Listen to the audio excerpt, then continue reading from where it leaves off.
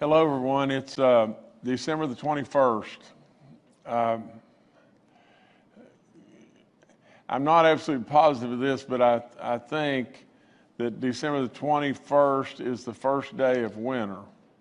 And I also believe that today is the shortest sunlight day that we have of the year, or yesterday. I'm not positive of that as well, but we've had an additional 38 deaths in West Virginia since we came together on Friday.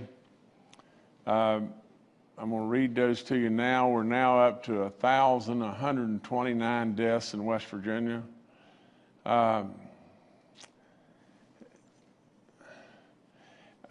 You know, it's hard for me to sit here and tell you that, well, that's better than it was on Friday, because Friday we read 60 deaths, but 38 deaths is unbelievable. Our 1,092nd death is a 77-year-old male from Marion County. Our 1,093rd death, an 82-year-old male from Raleigh County. Our 1,094th death, an 82-year-old male from Mineral County. Our 1,095th death, a 75-year-old male from Marshall County. Our 1,096th death, an 82-year-old female from Greenbrier County. Our 1,097th death, a 75-year-old male from Marshall County. Our 1,098th death, a 90-year-old female from Jefferson County. Our 1,099th death, a 69-year-old female from Berkeley County. Our 1,100th death is an 81-year-old male from Hancock County. Our 1,101st death is a 65-year-old female from Gilmer County. Our 1,102nd death, a 76-year-old male from Hancock County. Our 1,103rd death, a 90-year-old male from Greenbrier County. Our 1,104th death, a 70-year-old male from Hancock County. Our 1,105th death, a 50-year-old male from Marshall County. Our 1,106th death, a 67-year-old male from Raleigh County. Our 1,107th death, an 88-year-old female from Hancock County. Our 1,108th death, an 86-year-old female from Jefferson County. Our 1,109th death, a 64-year-old male from Wood County. Our 1,110th death, a 74-year-old female from Cabell County. Our 1,111th death, a 77-year-old female from Kanawha County. Our 1,112th death, a 72-year-old male from Morgan County. Our 1,113th death, a 58-year-old male from Hampshire County. Our 1,114th death is another beautiful lady, a 101-year-old female from Monongahela County. Our 1,115th death, an 87-year-old female from Putnam County. Our 1,116th death, an 86-year-old female from Cabell County. Our 1,117th death, a 79-year-old female from Kanawha County. Our 1,118th death, a 68-year-old male from Monongahela County. Our 1,119th death, a 78-year-old female from Kanawha County. Our 1,120th death, a 93-year-old male from Harrison County. Our 1,121st death, a 70-year-old male from Morgan County. Our 1,122nd death is an 81-year-old male from Marshall County. Our 1,123rd death is a 57-year-old male from Randolph County. Our 1,124th death is a 72-year-old female from Taylor County. Our 1,125th death is an 84-year-old male from Marion County. Our 1,126th death is an 86-year-old male from Grant County. Our 1,127th death is an 81-year-old female from Kanawha County. Our 1,128th death, a 72-year-old female from Grant County. And our 1,129th death, a 93-year-old male from Wayne County. I say it over and over, please, please, please, don't let these people just become a number. Keep them in your prayers, keep them in your thoughts, especially at this time of year, but really at all times. We're losing great West Virginians. And can you imagine the knowledge that we're losing? We're losing our elderly with the experience to pass on their trades, all the things that they've lived through their life. Please keep them in your thoughts and your prayers. In the last 24 hours, we're slightly below 1,000 on our new positive tests or cases, 995. We have a daily positivity rate of 7.19, probably because we just didn't test as many. Our cumulative positive is now at 4.38. Our active cases are almost 23,000, and our recovered cases are heading towards 50,000. We have 695 hospitalized and 167 in the ICU, and both that is probably down just a teeny little bit. Over the weekend, we did test 22,744 West Virginians. Our RT rating, or our reproduction number, is at 1.12. You know that number needs to be below 1. We're at 1.12. We're the 6th worst in the entire United States. We have a total of 46 counties that are in the orange and the red, 32 in the red now, 14 in the orange. I go over this over and over, but you'll see how the CDC now is adopting our ways again. West Virginia leading the way. We came out and we said, look, it's all about age. It's not about who has the chronic illness and all that. It's about age. We better focus to age. You better listen to me. If you're 65 years of age and you get feeling the least bit bad, go get a test. If you go get a test and we can catch this in the first few days, you're going to probably be okay. If you dink around with this and let it drag on and thinking it's a cold or a headache or whatever like that, and you don't go get a test, and then you're out 6 or 7 days, the hospitals will try with all in them to save you.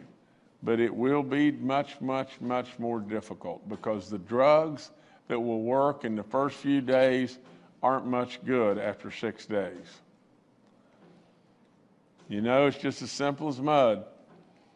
77.5% of our people are the most elderly that are dying. You have to listen to me. I had my vaccine, I guess it was last Monday, and still feel just great and everything. Look forward to taking the follow-up, I want to read to you just a little bit here where West Virginians, you ought to be really proud again. Proud of what we're doing in government, proud of what our National Guard and all of our health officials and everybody are doing. But West Virginia is leading the nation in the rate of COVID vaccine distribution and administration.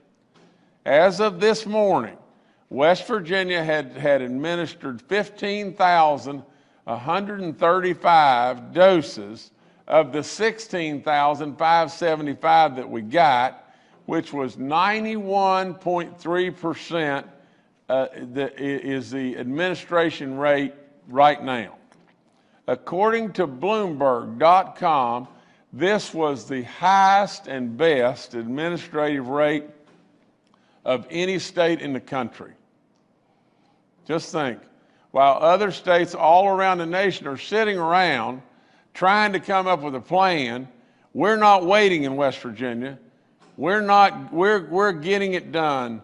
And with the great help of the amazing National Guard, our health experts at DHHR, our local partners, we're all on top of this. We're administering the vaccines as quickly as we get them. Now it's up to our West Virginians to answer the call and take the vaccine when it becomes available to you. You know, another safe, more on our distribution numbers, another safe, quality, effective vaccine is coming to West Virginia late on Friday. The FDA approved Moderna. You know, that vaccine, as well as the additional doses of the Pfizer vaccine, will be arriving in West Virginia today.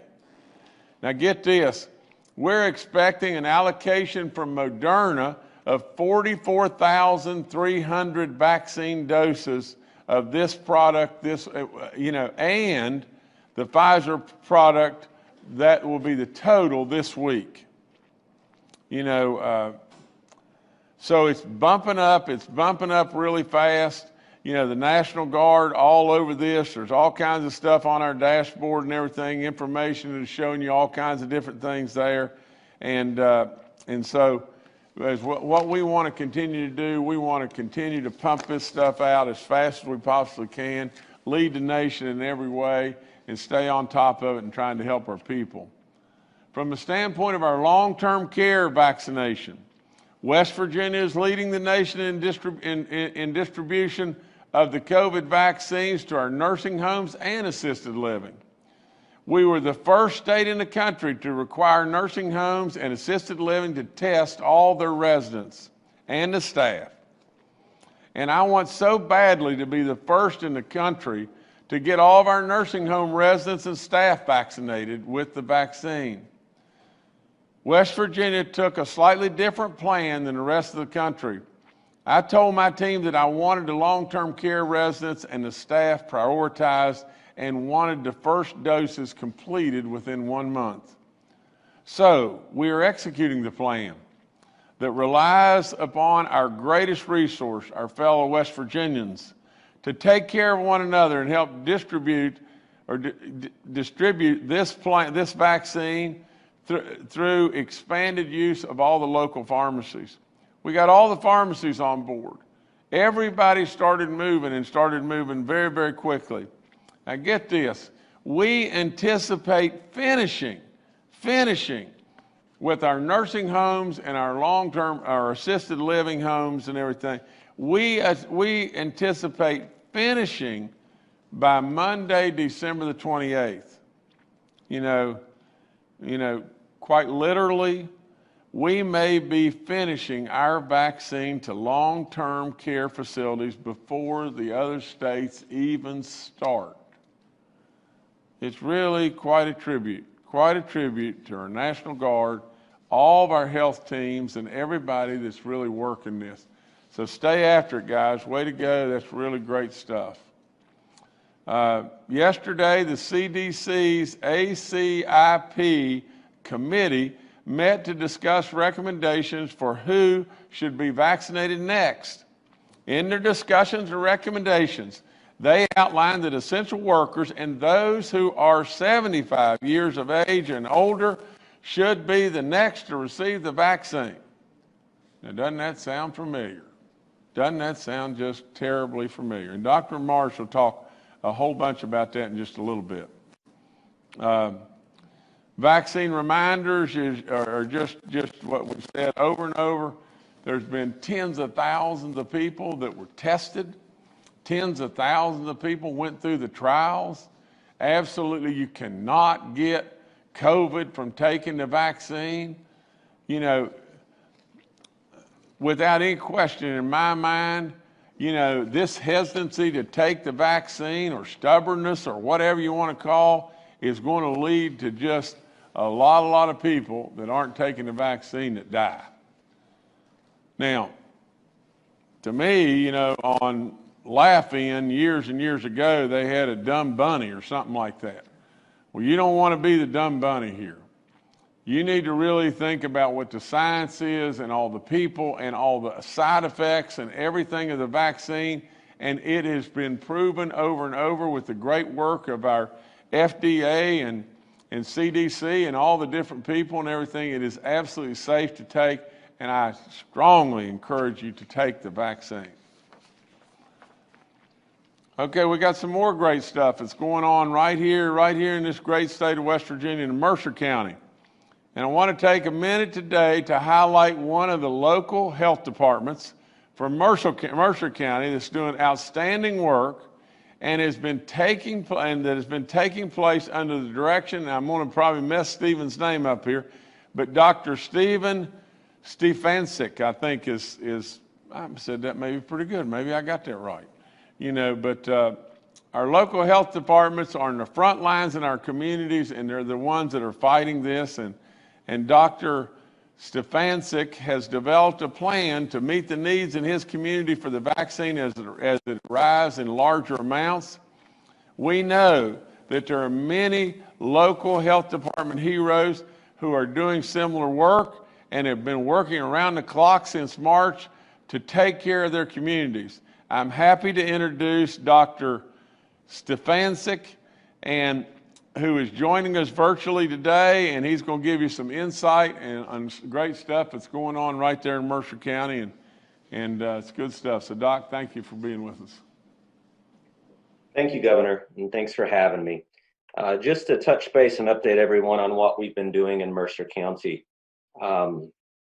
Throughout training, especially in rural settings, we know that access to healthcare can be difficult. This could be because of transportation. It could be because of general isolation. West Virginia has a lot of absolute wonderful communities.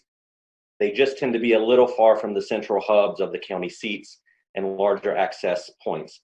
So in order to help combat that and get the vaccine to the people, we came up with a plan, working with our emergency preparedness, working with our emergency responders, local individuals, emergency shelters, so on and so forth to do so. What we have done is we've developed a tentative mobile vaccine plan. We have partnered with a number of different agencies in essentially being prepared to give the vaccine with no resources available. We have portable electricity, we've got portable tents. We're working with our local 911 and emergency management to incorporate other agencies in this as far as traffic control and generalized safety. We want to emphasize that we're here for the community, we're here for the state. We're happy to adjust this as needed as time goes on. We know with COVID, it changes every day. Vaccines can change as far as rollouts, and we want to be prepared for that. In doing so, we sometimes don't know what we're going to be tasked with the next week. So we're ready for anything. We have shelter. We've partnered with local community organizations and have access to large sound structures in large areas of land. If we need to do a mobile clinic or even a mobile clinic within a structure, we have that secured. We want to make sure access is there for the people. We trust in the process of the vaccine, and we want to make sure the community trusts in how the vaccine is getting out to them. In doing so, one of the concerns we've learned is, as with anything, there's an allergic reaction. I have asked with any type of mobile clinic in the local communities that an ambulance be requested to be present, in addition to having emergency medicine on site. Through event medicine, through emergency medicine, through pre-hospital medicine, we know that the faster and treatment can be rendered to an individual, the better it will be. That being said, allergic reactions are rare. We know they don't happen frequently, but we want to make sure the community is comfortable in getting the vaccine. We recommend it. We know how important it is. This is one of the biggest tools we have in our toolbox to help everyone. And we want to make sure that everyone feels comfortable in receiving that. And that could mean just having the extra insurance policy of having an emergency kit ready. We actually, I'm pleased to report, we had our first mobile clinic this past week at one of our local rescue squads. Princeton Rescue Squad has a new emergency shelter community center, and we were able to vaccinate pre-hospital providers. We had a wonderful turnout. We were able to vaccinate other EMS agencies, Bluefield Rescue Squad as well at their building, but we were able to cater to the community based upon these emergency shelters that are in place. We're growing from that. We want to provide all of our area the opportunity to get the vaccine. We understand that there might be transportation issues. We understand it might be a long trip as far as traveling from the edge of the county to the center of the county. we want to take it to our citizens. Governor, I want to thank you for hosting me and allowing me to participate in this. Thanks for your heart for the state, and I appreciate being able to share what we're doing down here and help others throughout the state. No, Doc, thank you so much, and it's just another tribute to West Virginia, isn't it? It's just another tribute to how West Virginians step up and are doing absolutely great stuff for our citizens, and it just happens over and over and over. It's really a blessed state with really smart people. Now, I've got one more thing I'm going to show you real quick, but I've told you over and over about these masks and the value of the mask and everything. You saw a little video or a little promo that, where Chris Christie had gotten COVID and really struggled in the ICU unit, I think it said, for 7 days and survived. And he was pleading with people to wear your mask. Well, the great people in Cabell County, have now put out a video, and it's called "It's Not Forever," meaning these masks are not forever. You're not going to have to wear this mask forever. It's not forever, it's for each other.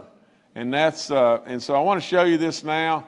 I think it's great, and it was put together really well, but take heed. If you're not wearing that mask, just please watch, and if you are wearing it, please watch as well and everything, and just be better at wearing it and helping us get through this.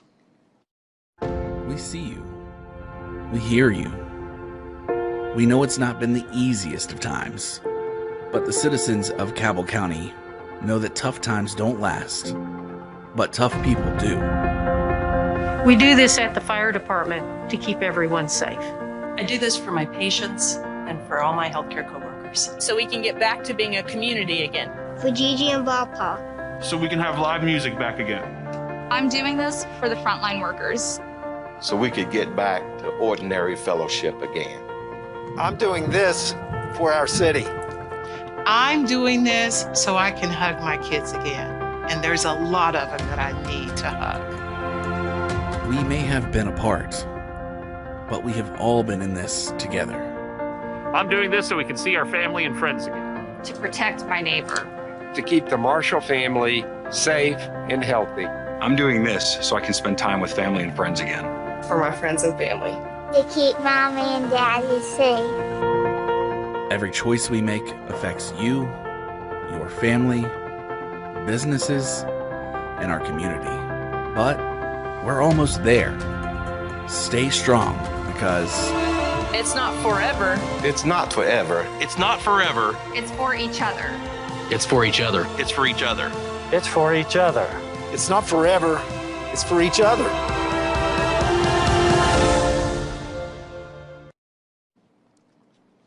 That's a great job. Great job, Cabell County, and thank you so much. Your message is ever so clear, and it's very, very well done. Thank you again. Okay, I'm gonna get through the rest of this pretty quickly here, but you know how you can take advantage of all of our free testing. That's up on our map. You can see all the stuff on our website, where you can go and all that. All you got to do is pull that up. We thank Fruth and Walgreens for the drive-through pharmacy testing that they've done, which is unbelievable.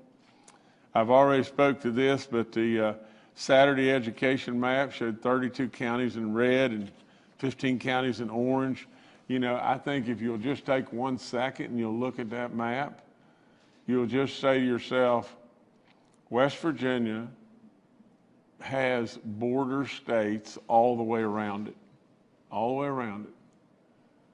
Look at where all the problem is, all the way around it. The heart and the guts of West Virginia, pretty decent shape. Not great shape, but all the way around it is really bad, really, really bad. Okay, we've got school outbreaks in 14 active outbreaks with 79 confirmed cases in our public school system. We're continuing to work that and look at what is going to happen when we come back to school after the break.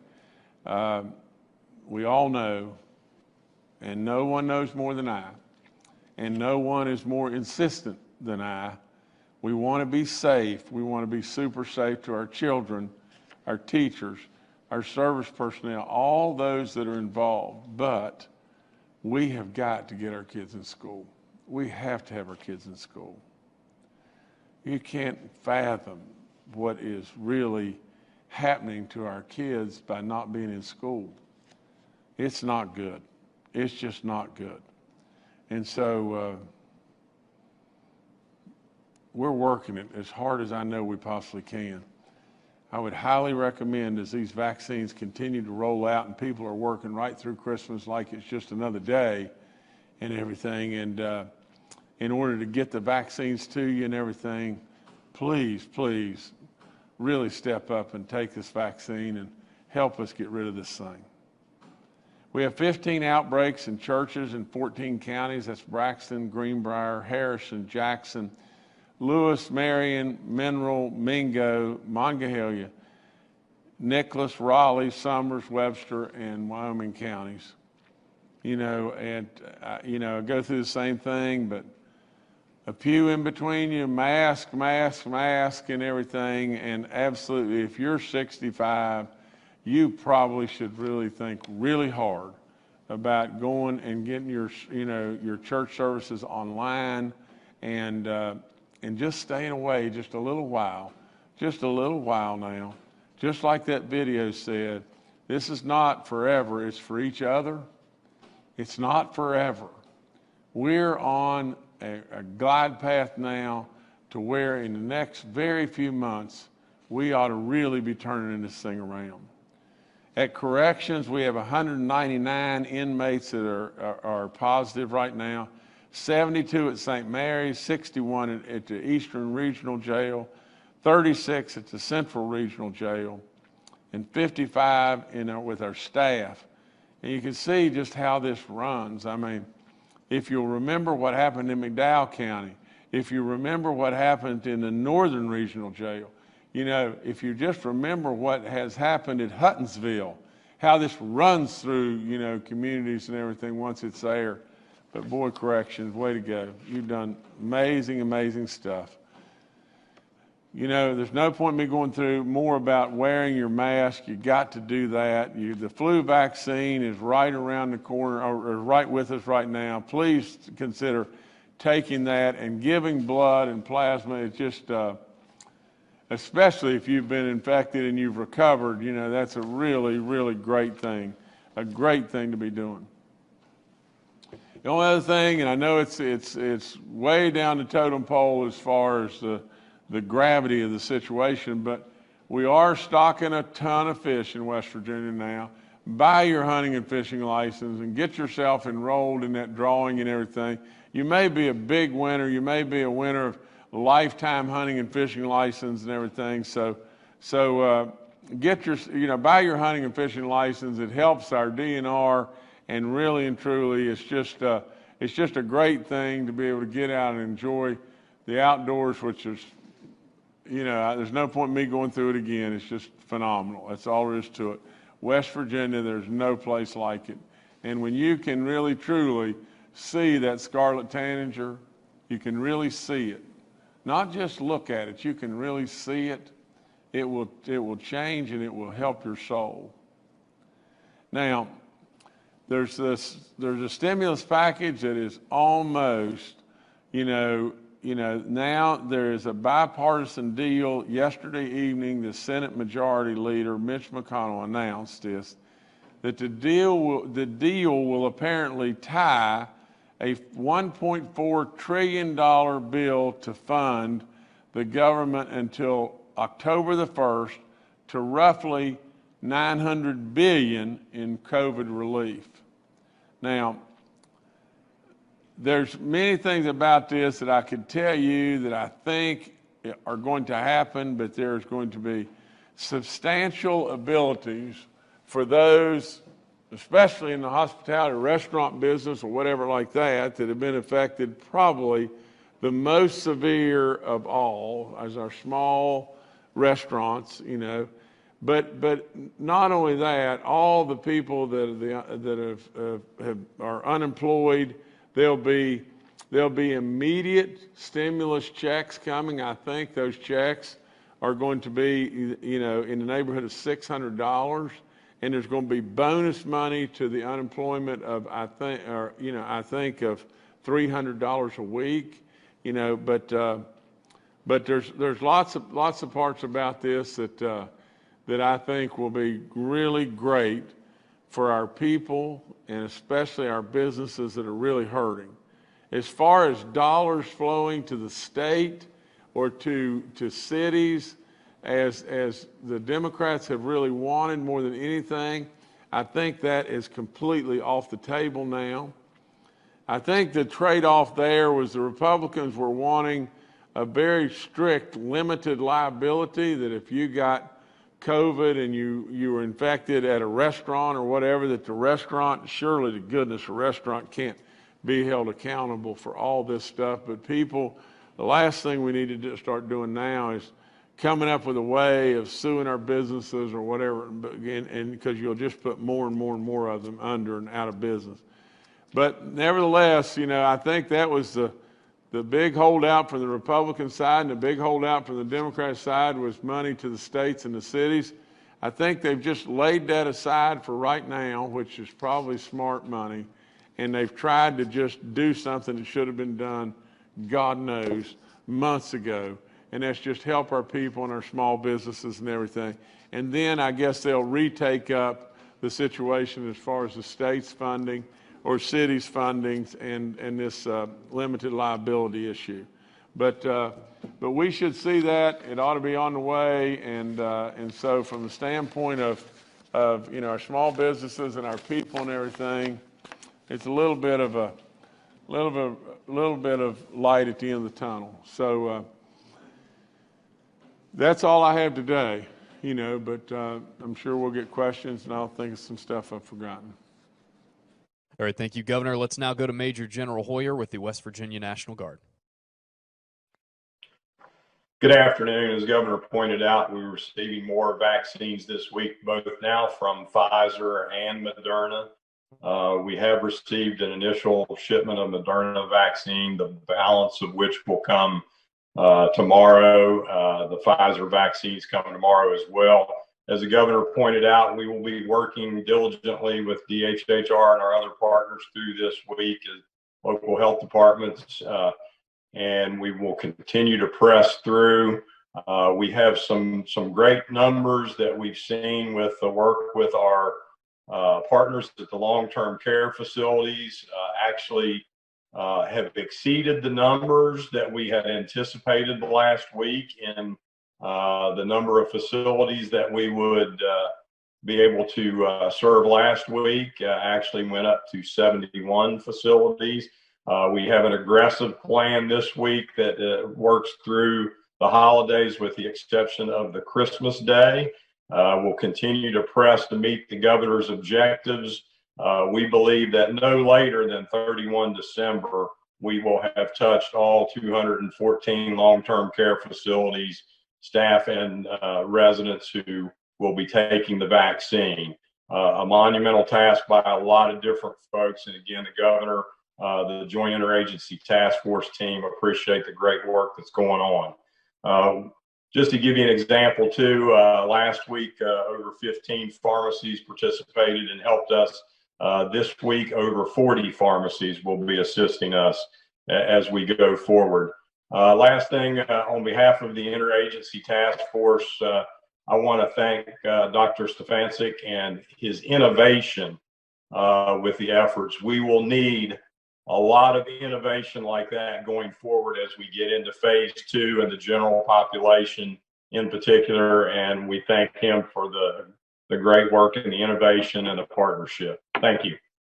Thank you, General. Next to Dr. Clay Marsh, our coronavirus czar. Well, good morning. It's always a pleasure to be with everybody. As the governor has said, we continue to do very, very well. Both, as the governor and General Hoyer have pointed out, in the utilization of the vaccines that we've received. Remember, we've said before, it's not how many vaccines you receive, it's how many vaccinations that we do. So it's really important that every West Virginian, when it's your time to get vaccinated, stands up and does so. Because not only is wearing a mask part of serving each other and serving our communities, but so is getting vaccinated. And to that end, as General Hoyer said, and the governor said, that Moderna has been approved for emergency use authorization.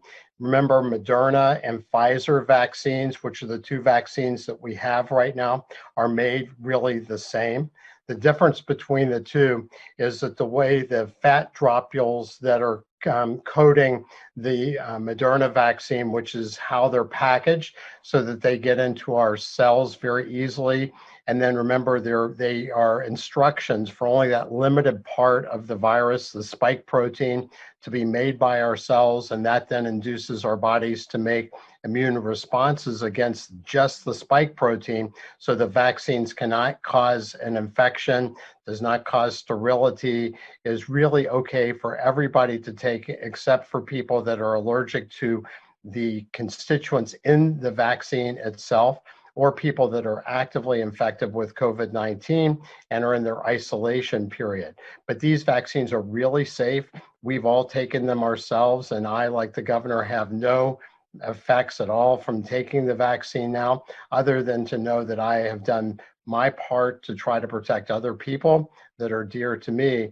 And I also want to thank Dr. Stefanczyk for his innovation and his leadership as one of our county health officers representing our local health departments, and is really the great work of all of us together that makes the biggest difference.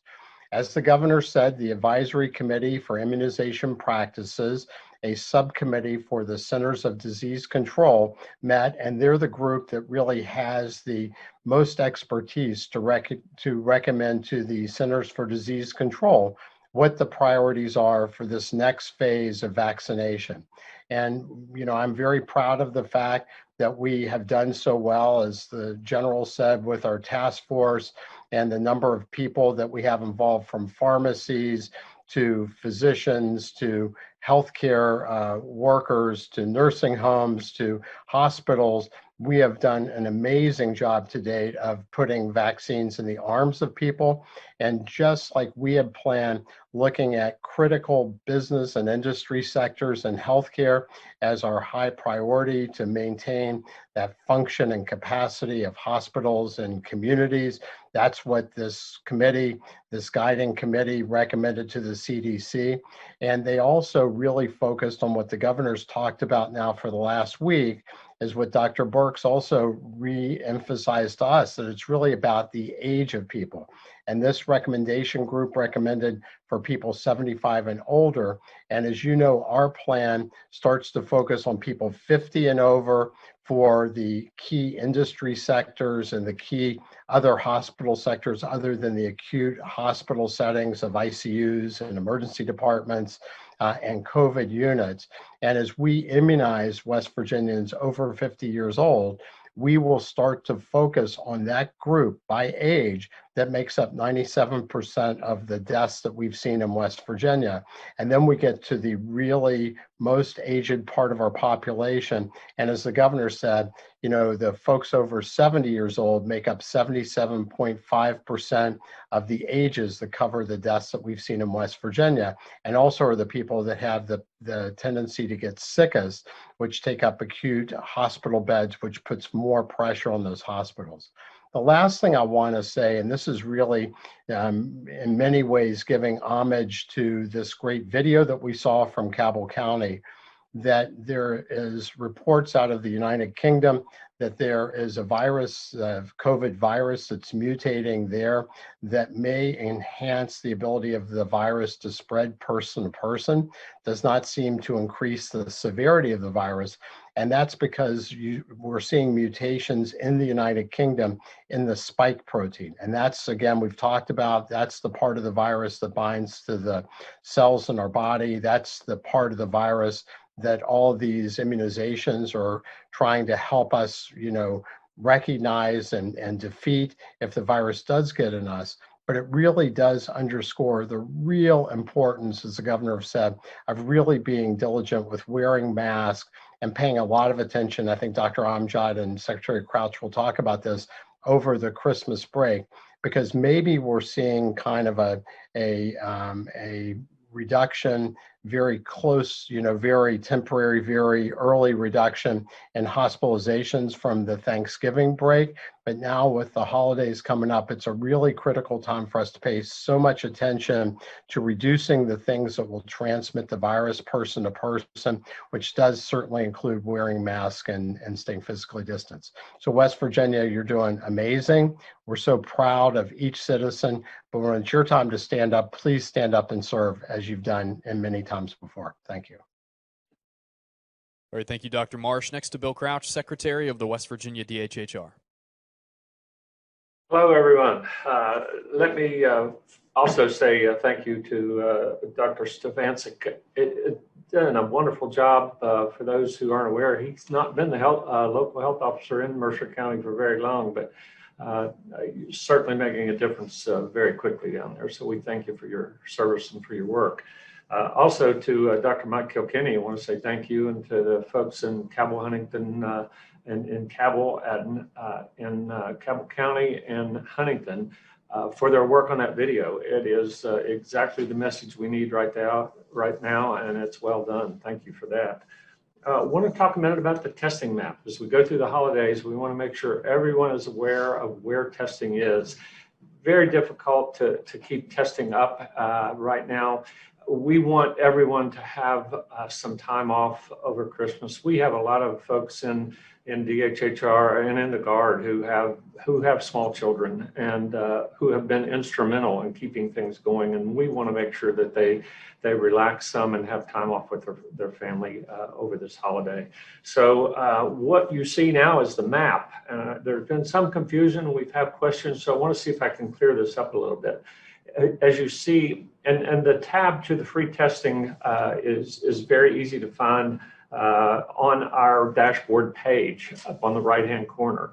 At the top of this map, there are two filters. One is for testing sites, all testing sites.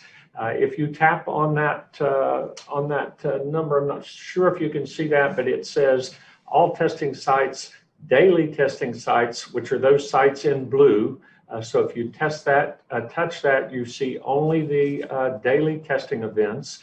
If you touch the recurring testing events, you will see the red tabs on the map, which shows those testing events which are recurring and which are daily. The final tab is the pharmacy testing, and those tabs show up in yellow. Let me mention, you can touch on any, if you have a touch screen, you can touch on any of those tabs on the map, and it will give you where that testing is, the location of that testing, and in many instances, it gives you additional information, but it does give the dates and times and availability of testing. Again, some of these have additional information as you touch those with regard to recurring events or daily events to help you get access to locations of this testing. The tab on the right, the filter is view as a list. That is the green tab, and you will see, you can actually see a list of those testing sites if you'd rather look at those on a list. You can further, in the right, up on the right column under the blue tab is a search box. You can type in the name of the county, of your county, and it will filter those test sites to just your county so that you can then access all of the testing locations, whether those are recurring or whether those are pharmacies, et cetera. Again, as we go through the holiday period here, we want to make sure testing is available. Today, we have testing in 50 of 55 counties offering testing of some kind. As I mentioned, We want to continue testing through the holidays while staff, and I didn't mention local health departments, and I certainly need to do that. Staff at local health departments also need to take time off with their families for Christmas. It's something we're trying to make sure everyone has the ability to do. But with that, we still need to keep the dashboard running. We need to make sure everything is continues with regard to our data, et cetera. So please be thankful for folks out there in the counties who are on the front lines who are doing this work for us and for everyone. So encourage everyone to test. If you have any questions, go to the dashboard.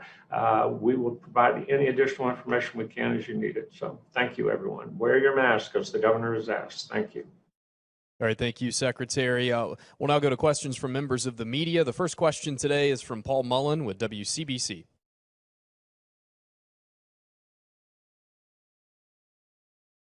Good afternoon, Governor. Good afternoon, panel.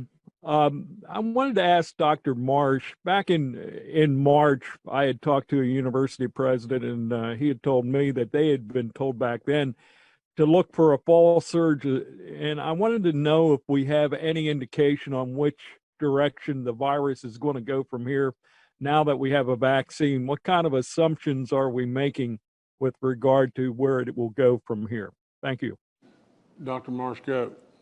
Okay, well, thank you, Paul. So we anticipate, given the colder weather coming up and the more indoor connections between people, that the next couple months is going to be a very big risk time for all of us in the United States and in West Virginia. So it's very important to pay particular attention to this time.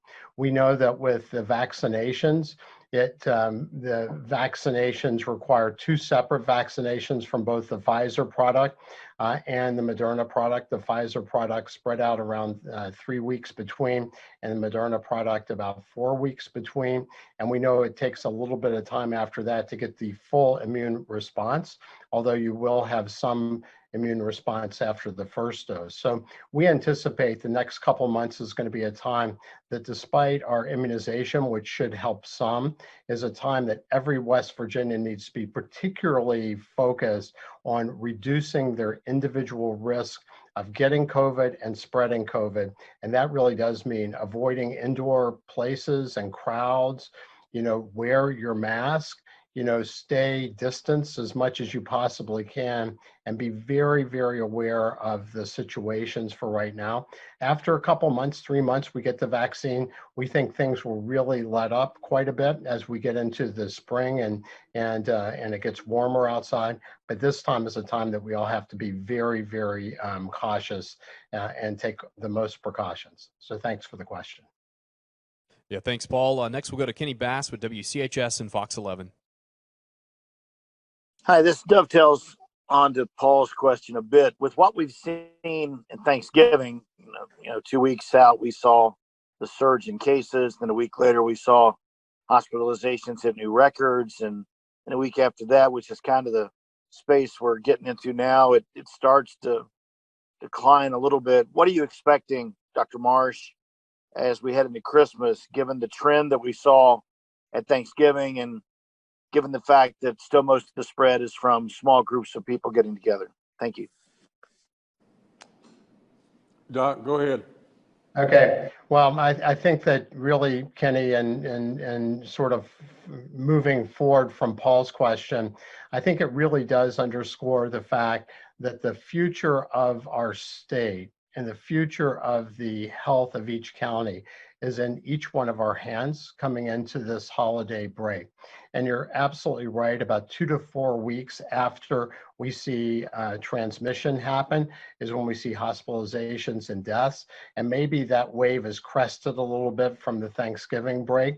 And remember, the Thanksgiving breaks where we saw the most mobility based on cell phone data. So we saw more movement of people around the United States than ever before in the duration of this pandemic. And by TSA, we saw more people traveling. So this winter holiday, whether it's Christmas for your family or Hanukkah or Kwanzaa or whatever it is, This is a time that we have to be particularly focused because we still have warmer weather around Thanksgiving. So we would anticipate that if people do the same thing around the Christmas, Kwanzaa, Hanukkah holidays as they did around Thanksgiving, that things actually will be worse coming up because we're already more full in our hospitals and we already have more cases of COVID on a daily basis than we did around Thanksgiving. So it's really important that people pay a lot of attention right now. All right, thank you, Kenny. Next to Charles Young with WV News. Hi, this is Charles Young with WV News. The governor said we've used 91.3% of the vaccine we've been given so far. What accounts for the other 9% and change? And what are we doing to ensure that we're not wasting any of this precious resource? Is a certain amount of waste inevitable, or are we going to try and get to that 100% number? Thank you. General Hoyer, this is you, sir. Yes, sir. Yes, Governor. So the number is actually a little bit higher now as we just got our updated numbers.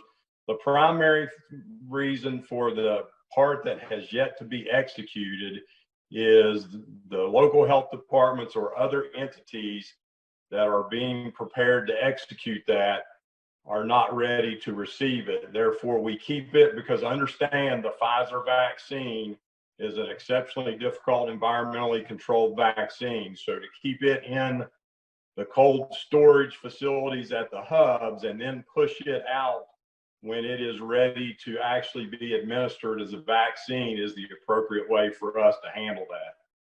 We're on track to execute 100% of our first group of doses. It takes a little bit longer when you have weather issues and other factors of local health departments needing certain things to prepare. But we are on track, and as opposed to wasting doses, we have actually had pharmacists who have been able to get additional doses, that 6th dose, out of vials. So we will probably come in ahead. The other thing I'd point out, just so you understand the complexity of this, we're now managing Pfizer vaccine with one set of environmental control systems, Moderna vaccine with another set, and preparing to be able to execute the 2nd dose of those first Pfizer vaccines that are instituted. So this is a very complex operation, and we're doing, I think, an exceptional job moving forward. All right, thank you, Charles. Next, we'll go to Brad McElhenney with West Virginia Metro News. Hi, Governor. Hi, everyone. A little bit ago, we talked about how many counties are red and orange and the effort to try to get kids back in school after the holiday break. Is that effort mainly dependent on the vaccine effort, or are there other new factors that may contribute to getting kids back in school? Thanks. Brad, that's me. Let me answer this. That it's not mainly on the vaccine. The vaccine surely is the elephant in the room, and that's the biggie. But from the standpoint of we're looking at everything. We're looking at from the standpoint of our kids that are middle school kids, maybe from the age of 13 down and everything. With those kids, as far as transmission of it, are minuscule, extremely minuscule. We have even been looking at from the standpoint of, and I just got this news earlier today, but from the standpoint of offering up the vaccine and vaccinating all of our teachers and service personnel in our schools K through 12, it's about 24,000, and so there's lots of different possibilities here of maybe what we can do after we go through, the Christmas break, and we look at, where we stand at that time.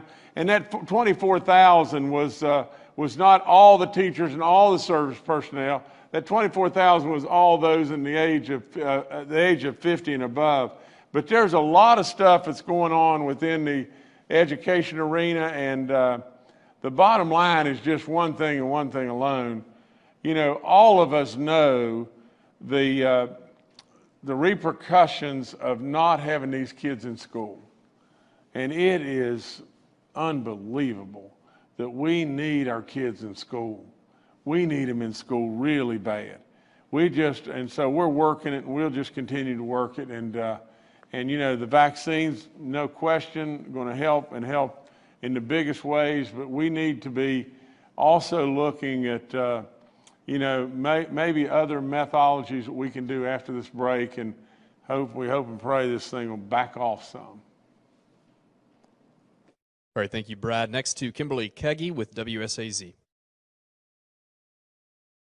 Hi, Governor. Good afternoon. I did want to ask you about the CARES money. So as the end of the year is approaching, we still have millions of dollars in West Virginia that we haven't spent from the CARES money that Congress gave us. So what are we doing from the state level to make sure that money is spent by the end of the year before it expires? Thank you. Okay, is this Melanie? Kimberly. I'm sorry, Kimberly. Kimberly, you know, I've been through this 15 times. We went through an extensive evaluation on this from the standpoint of last Friday. We have been through it. You can rest assured that the dollars will be spent. And the other thing that'll be coming on top of all this is they're now going to extend the CARES deadline and everything. And so they're going to extend past December the 30th. But you know, we're still going to go with our plan, the plan that we have in place and everything, and how we're moving forward with that.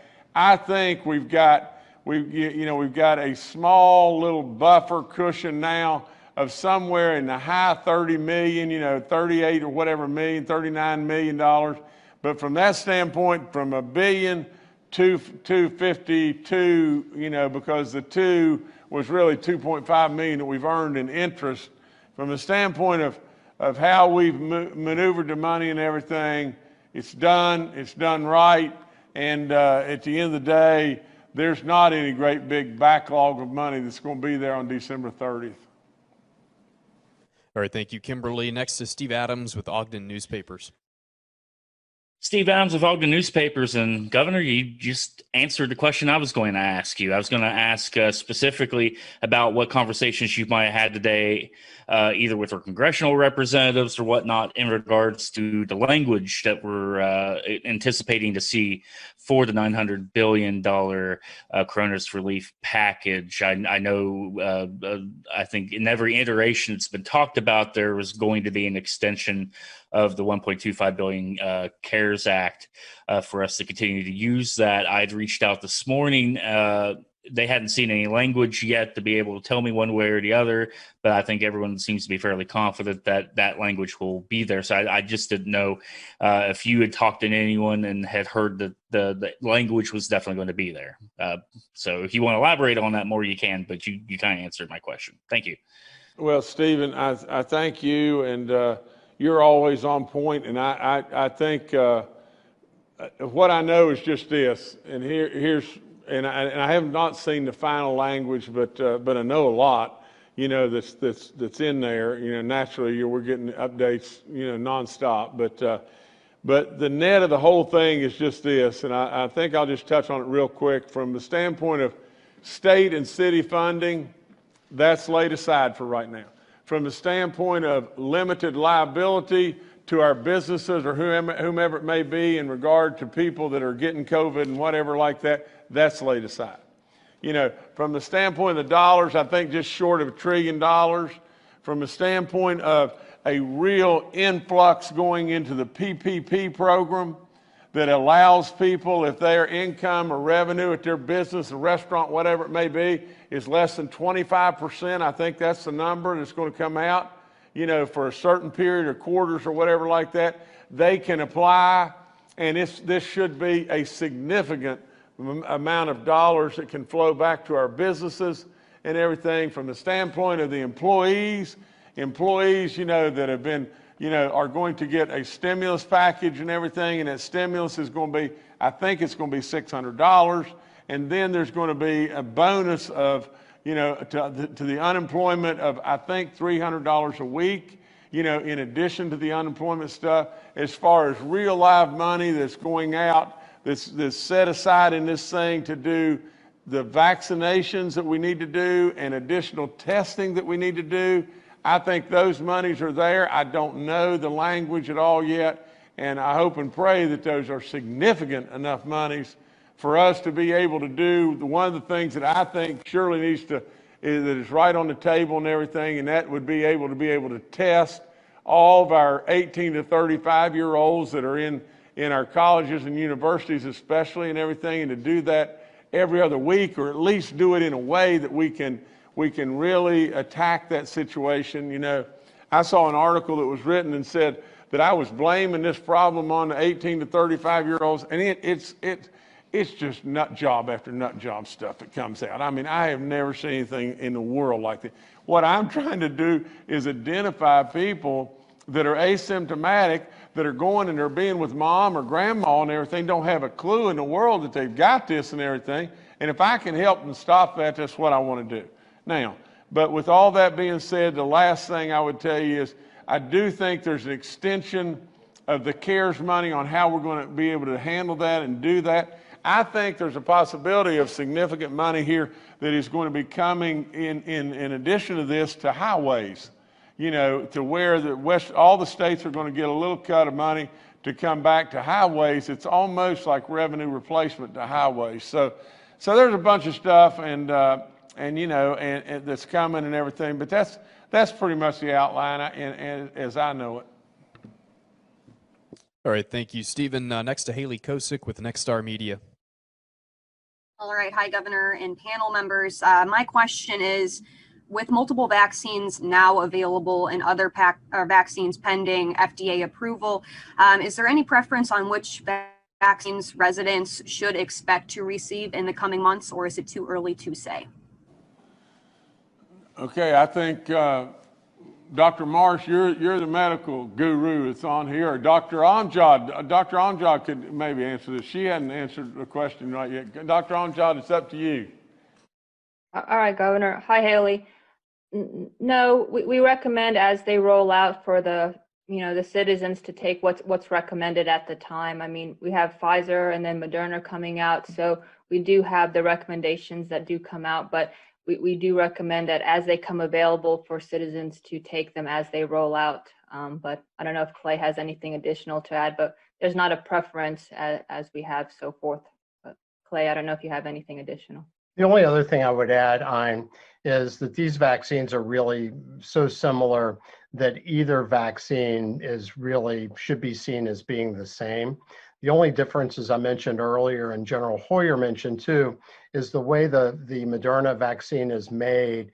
It's a little bit easier to store. It doesn't require such ultra cold temperatures, but functionally these vaccines have been found to really give us almost identical results, both about 95% protection, both with very few, if any, side effects other than local problems on, at the immunization site, like a flu shot or something like that in most people. And so I think that our citizens should feel very comfortable that whether you are slated to get the Pfizer vaccine or the Moderna vaccine, you're getting a very safe, very effective vaccine that should be seen as really being equal for all the people that have that opportunity. All right, thank you, Haley. Next to Phil Kabler with the Charleston Gazette-Mail. Hey, everyone. Regarding the mutation of the virus in the United Kingdom, have we seen any evidence that that's reached the United States in general, or West Virginia in particular? Dr. Marsh, you got to do this one. It's way above my pay grade. I'm happy to, Governor. Thank you, Phil. So we do know that the virus is an RNA virus, so it does mutate frequently. I think that the concern in the United Kingdom, which seems to be more limited right now to that country, is that there are several mutations in the spike protein that may be working together to enhance the sort of the infectability if you become, exposed to COVID-19. And what's really important here, and that's the reason why there's been a lot of effort to restrict travel right now from the UK until this is better sort of determined. And the series of mutations doesn't seem to have reached other places, particularly as I understand it, we haven't seen that in the United States at this point. But it just underscores the idea that we don't want people to be infected. And the way to cut down the infection, the transmission of the virus, is wear masks, stay distance, be very careful about who you engage with, particularly inside, and particularly around the holidays, where people really are spreading today at small family or friend gatherings where people just aren't wearing masks around each other.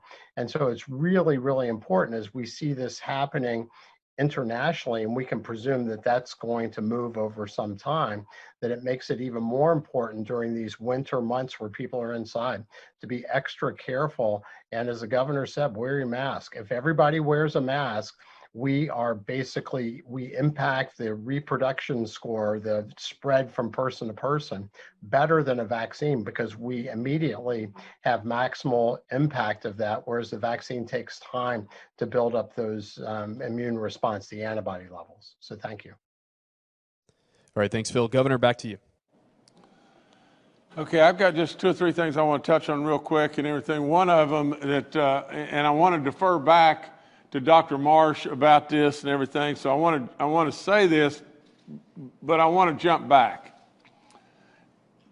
I think that we pretty much know. This isn't, we don't know. The Pfizer and Moderna vaccines, we know, are 95% plus effective today. We got that, okay? I think that we have been told that the vaccines that are, that are in the works with some other different companies, it may very well be that effective rate may be 75 or maybe 80 or whatever it may be. But we know how good the Pfizer and Moderna vaccines are right now. And so we really need to encourage. If you sit on the sidelines and don't take vaccines and now and everything, thinking, well, I'm better off to wait and see how everything goes and everything, and I see the logic behind all that and everything, but you may end up in a situation to where we're trying to vaccinate everybody, and maybe some other vaccines have come online and they're pretty good, but they're not just as good. But Dr. Marsh, am I right about that?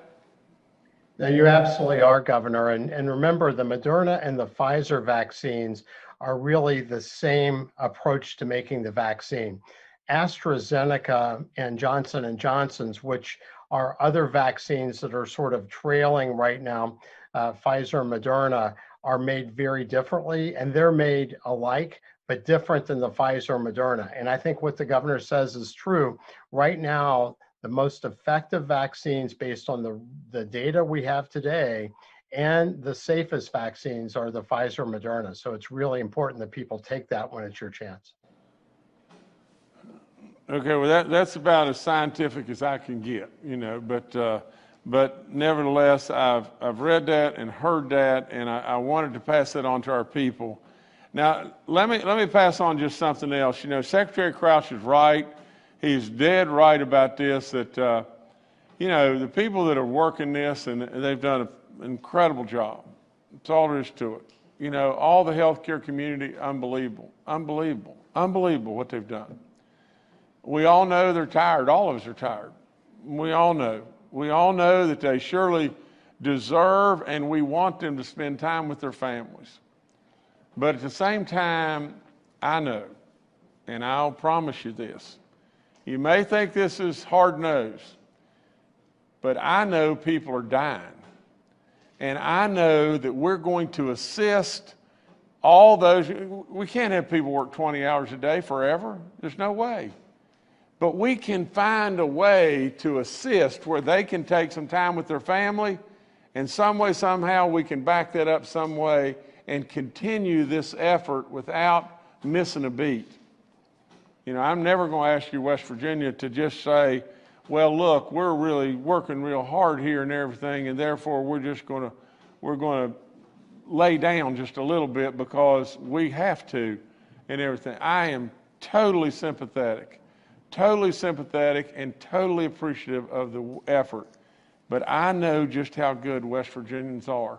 And I know this, that if anybody were to call me and say, we got to have more help, I'll do anything and everything to get them more help, and I'll get them more help. Now, you as West Virginians can help us in just doing this. Just if you can go get tested now and everything before Christmas and all that, do it. Do it, because it does help those that have given us so much. It's unbelievable how much they've given. But we're not going to let down. We're not going to let up. And you may think that's too tough from my standpoint, but people are dying. That's all there is to it. And we can't let up. There's no way. Now, one other thing I'd like to just share with you, just this, is the national news right now. All over the national news is West Virginia. West Virginia leads the nation.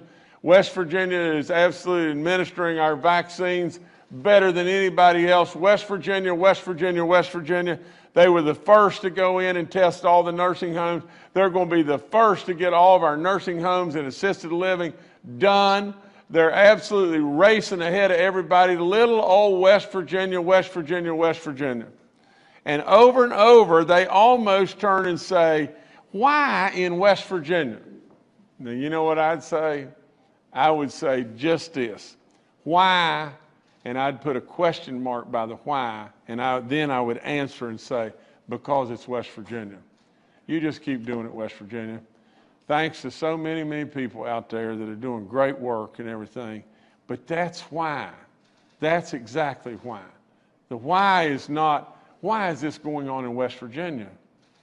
The answer is just as simple as this. Why? Because it is in West Virginia. So anyway, I love you with all my soul, and I mean it. I mean it. I don't blow smoke at anybody. I try to tell you the truth. I love you with all my soul. You just keep doing it, West Virginia, and thanks to all those great people that are really putting in the licks to make it happen.